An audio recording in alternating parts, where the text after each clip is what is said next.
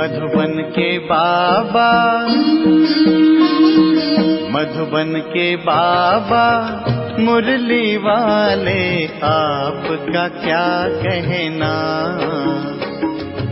आपका क्या कहना। ओम शांति। आज 8 जून 2026 के साकार मधुर महावाक्य हैं। आज मीठे मीठे बाप दादा बोले, मीठे बच्चे, ये सारी विश्व ईश्वरीय फैमिली है, इसलिए गाते हैं, तुम माता पिता हम बालक तेरे, और तुम अभी प्रैक्टिकल में गॉडली फैमिली के बने हो।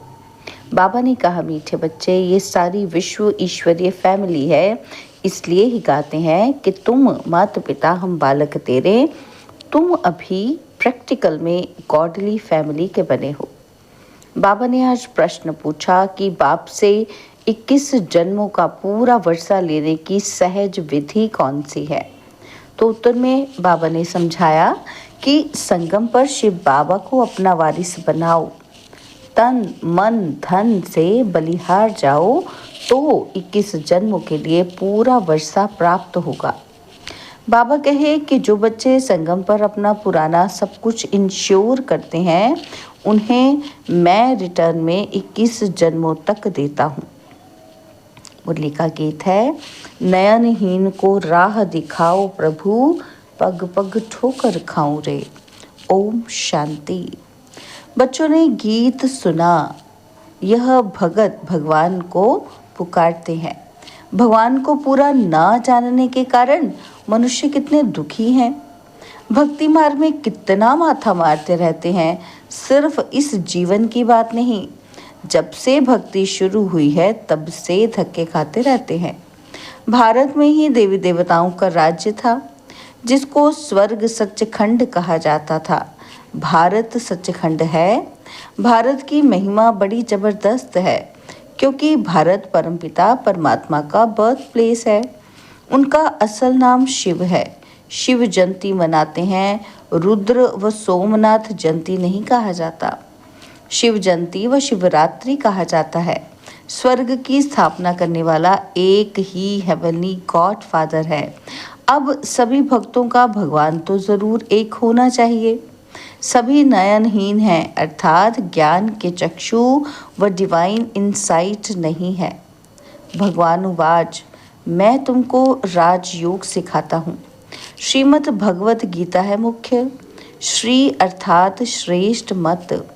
अब तुमको बुद्धिवान बनाया जाता है। दिव्य चक्षु अर्थात ज्ञान का तीसरा नेत्र दिखाते हैं। वास्तव में ज्ञान का तीसरा नेत्र तुम ब्राह्मणों को मिलता है, जिससे तुम बाप को और बाप की रचना के आदि मध्य अंत को जान जाते हो। इस समय सभी में देह, अहंकार व 5 विकार हैं, इसलिए घोर अंधेरे में है। तुम बच्चों के पास रोशनी है। तुम्हारी आत्मा सारे वर्ल्ड की हिस्ट्री, ज्योग्राफी को जान गई है। आगे तुम सब अज्ञान में थे। ज्ञान अंजन सतगुरु दिया, अज्ञान अंधेर विनाश। जो पूज्य थे वही फिर पुजारी बन पड़े हैं। पूज्य है रोशनी में, पुजारी है अंधेरे में। परमात्मा को आपे ही पूज्य, आपे ही पुजारी नहीं कह सकते हैं। वह तो है ही परम पूज्य, सबको पूज्य बनाने वाला। उनको कहा जाता है परम पूज्य, परम पिता, परम आत्मा माना परमात्मा। श्री कृष्ण को थोड़ी ऐसे कहेंगे, उनको सब गॉड फादर नहीं कहेंगे। निराकार गॉड को ही सब गॉड फादर कहते हैं। है वह भी आत्मा, परंतु परम है, इसलिए उनको परमात्मा कहा जाता है। वह परमात्मा सदैव परम धाम में रहने वाले हैं।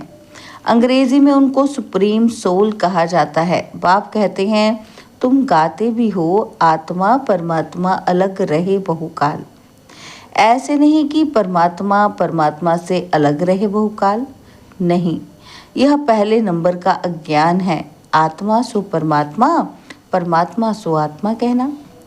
आत्मा तो जन्म मरण में आती है, परमात्मा थोड़े ही पुनर्जन्म में आते हैं। बाप बैठ समझाते हैं कि तुम भारतवासी स्वर्गवासी पूज्य थे। ह्यूमैनिटी के पूजे सब देवी देवताएं थे। ये सारी ईश्वर की फैमिली है, ईश्वर है रचता। गाया जाता है तुम माता पिता हम बालक तेरे, तो फैमिली हो गई ना। अच्छा भला ये तो बताओ कि तुम माता पिता किसको कहते हो? ये कौन कहते हैं? आत्मा कहती है तुम माता पिता। तुम्हारी कृपा से स्वर्ग के सुख घनेरे हमको स्वर्ग में मिले हुए थे। तुम माता पिता आकर स्वर्ग की स्थापना करते हो तो हम आपके बच्चे बनते हैं। बाप कहते हैं मैं संगम पर ही आकर राजयोग सिखाता हूँ नई दुनिया के लिए। मनुष्य की बुद्धि बिल्कुल ही भ्रष्ट बन गई है। स्वर्ग को नरक समझ लेते हैं। कहते हैं वहाँ भी कंस, जरासंधि, हिरण्यकश्यप आदि थे। बाप आकर समझाते हैं क्या तुम भूल गए हो? मेरी तो शिव जयंती भी तुम भारत में ही मनाते हो। गाया भी जाता है शिवरात्रि, तो कौन सी रात्रि? यह ब्रह्मा की बेहद की रात्रि। बाप संगम पर आकर रात्रि से दिन अर्थात नरक से स्वर्ग बनाते हैं। शिवरात्रि के अर्थ का भी कोई को पता ही नहीं है। भगवान है निराकार। मनुष्यों के तो जन्म बाय जन्म शरीर के नाम बदलते हैं। परमात्मा कहते हैं मेरा कोई शरीर का नाम ही नहीं, मेरा नाम शिव ही है। मैं सिर्फ बूढ़े वानप्रस्थ तन का आधार लेता हूँ। वह यह पूज्य था, अब पुजारी बना है।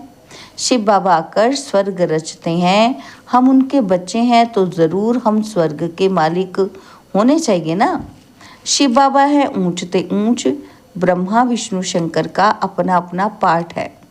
हर एक आत्मा में अपना सुख दुख का पाठ नूंधा हुआ है। तुम जानते हो कि हम शिव बाबा के वारिस बने थे। शिव बाबा ने स्वर्गवासी बनाया था, तब उनको सब याद करते हैं। ओ गॉड फादर रहम करो। साधु भी साधना करते हैं क्योंकि यहाँ दुख है तो निर्वाण धाम जाना चाहते हैं। आत्मा परमात्मा में लीन हो जाती है, वह हम आत्मा सो परमात्मा, यह समझना रॉन्ग है। अब तुम कहते हो कि हम आत्मा परमधाम में रहने वाले हैं, फिर देवता कुल में आएंगे और फिर 84 जन्म लेंगे। हम आत्मा वर्णों में आती हैं। शिव बाबा जन्म मरण में नहीं आते हैं। सिर्फ नारायण की डायनास्टी थी। जैसे क्रिश्चियन घराने में Edward the first, second, third चलता है, वैसे वहाँ भी Lakshmi Narayan the first, Lakshmi Narayan the second, third, ऐसे 8 डिनाइस्टी चलती हैं। अभी तुम ब्राह्मणों का तीसरा नेत्र खुला है। बाप बैठ आत्माओं से बात करते हैं। तुम ऐसे 84 का चक्र लगाए इतने इतने जन्म लेते आए हो। वर्णों का भी एक चित्र बनाते हैं जिसमें देवता, क्षत्रिय, वैश्य, शूद्र, ब्राह्मण बनाते हैं। अब तुम जानते हो कि हम सो ब्राह्मण चोटी हैं। इस समय हम हैं ईश्वरीय औलाद प्रैक्टिकल में। इस सहज राजयोग और ज्ञान से हमको सुख घनेरे मिलते हैं। कोई तो सूर्यवंशी राजधानी का वर्षा लेते हैं, कोई चंद्रवंशी का। सारी किंगडम स्थापन हो रही है। हर एक अपने पुरुषार्थ से वह पद पाएंगे। कोई अगर पूछे कि अभी पढ़ते पढ़ते हमारा शरीर छूट जाए तो क्या पद मिलेगा, तो बाबा बतला सकते हैं। योग से ही आयु बढ़ती है और विकर्म विनाश होते हैं, और कोई उपाय पतित से पावन बनने का नहीं है। पतित पावन कहने से ही भगवान याद आता है, परंतु भगवान है कौन ये नहीं जानते हैं। बाप कहते हैं मैं आता ही हूँ भारत में, ये मेरा बर्थ प्लेस है। सोमनाथ का मंदिर कितना आलीशान है, यह बाप बैठ बच्चों को समझाते हैं। भक्ति मार्ग में फिर यादगार बनने शुरू होते हैं। जब पुजारी बनते हैं तो पहले पहले सोमनाथ का मंदिर बनाते हैं। भारत तो सतयुग त्रेता में बहुत साहूकार था। मंदिरों में भी अकिचार धन था। भारत हीरे तुल्य था। अब तो भारत कंगाल कौड़ी तुल्य है, और फिर बाप आकर भारत को हीरे तुल्य बनाते हैं। कोई से भी पूछो कि क्रिएटर कौन है, कहेंगे परमात्मा। वो कहाँ है? वह तो सर्वव्यापी है। बाप कहते हैं ये सारा झाड़ जड़ जड़ी भूत अवस्था को पाया हुआ है। अपने को देखा जाता है कि हम लायक बने हैं जो बाबा मम्मा की गद्दी नशीन बन सके। ये है ही पतित दुनिया, पवित्रता है मुख्य। अब तो no health, no wealth, no happiness है। यह है रुणने के पानी मिसल मृग तृष्णा के समान राज्य। इस पर भी दुर्योधन की कहानी शास्त्रों में लिखी हुई है। दुर्योधन विकारी को कहा जाता है। द्रौपदियाँ कहती हैं हमारी लाज रखो, सब द्रौपदियाँ हैं ना, तो यह बच्चियाँ स्वर्ग का द्वार हैं। बाबा कितना अच्छी रीति समझाते हैं। जिनका बुद्धि योग पूरी रीति लगा हुआ होगा तो धारणा भी होगी। नॉलेज ब्रह्मचर्य में ही पढ़ी जाती है। बाप कहते हैं गृहस्थ व्यवहार में रहते कमल फूल समान रहना है, दोनों तरफ निभाना है। मरना भी जरूर है। मरने समय मनुष्य को मंत्र देते हैं। बाप कहते हैं कि तुम सब मरने वाले हो, मैं कालों का काल सबको वापस ले जाने वाला हूँ। तो खुशी होनी चाहिए ना। फिर जो अच्छी रीति पढ़ेंगे वो स्वर्ग के मालिक बनेंगे, नहीं पढ़ेंगे तो प्रजापद पाएंगे। यहाँ तुम आए हो राज्य पद पाने। यह पढ़ाई है, इसमें अंधश्रद्धा की तो बात ही नहीं। यह पढ़ाई है राजाई के लिए। जैसे पढ़ाई की एक ऑब्जेक्ट है, बैरिस्टर बनेगा तो योग ज़रूर पढ़ाने वाले टीचर से रखना पड़े। यहाँ तुमको भगवान पढ़ाते हैं तो उनसे योग लगाना है। बाप कहते हैं मैं परम धाम बहुत दूर से आता हूँ। परम धाम कितना ऊंचा है, सूक्ष्म वतन से भी ऊंच। वहाँ से आने में मुझे सेकंड लगता है। उनसे तीखा और कुछ हो नहीं सकता।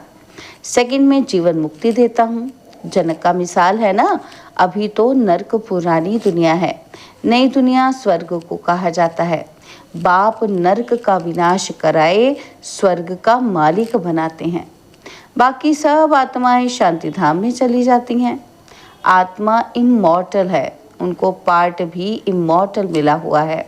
और फिर आत्मा छोटी बड़ी कैसे हो सकती है, अथवा जल मर कैसे सकती है ही स्टार, बड़ा छोटा हो ना सके। अब तुम हो God fatherly student. God father knowledgeful blissful है, वह तुमको पढ़ा रहे हैं। तुम जानते हो कि इस पढ़ाई से हम सो देवी देवता बनेंगे। तुम भारत की सेवा कर रहे हो। पहले पहले तो बाप का बनना है, और जगह तो गुरु के पास जाते हैं, उनका बनते हैं अथवा उनको अपना गुरु बनाते हैं। यहाँ तो है बाप, तो पहले बाप का बच्चा बनना पड़े। बाप बच्चों को अपनी जायदाद देते हैं। बाप कहते हैं बच्चे तुम एक्सचेंज करो, तुम्हारा कखपन हमारा और हमारा सब कुछ तुम्हारा। देह सहित जो कुछ है वो सब मेरे को दे दो, और मैं तुम्हारी आत्मा और शरीर दोनों को पवित्र बना दूंगा, और फिर राजाई पद भी दूंगा। तुम्हारे पास जो कुछ है तुम बलि चढ़ा दो तो जीवन मुक्ति मिलेगी।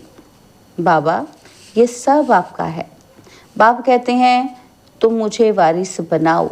मैं किस जन्म तुम्हें वारिस बनाता हूँ।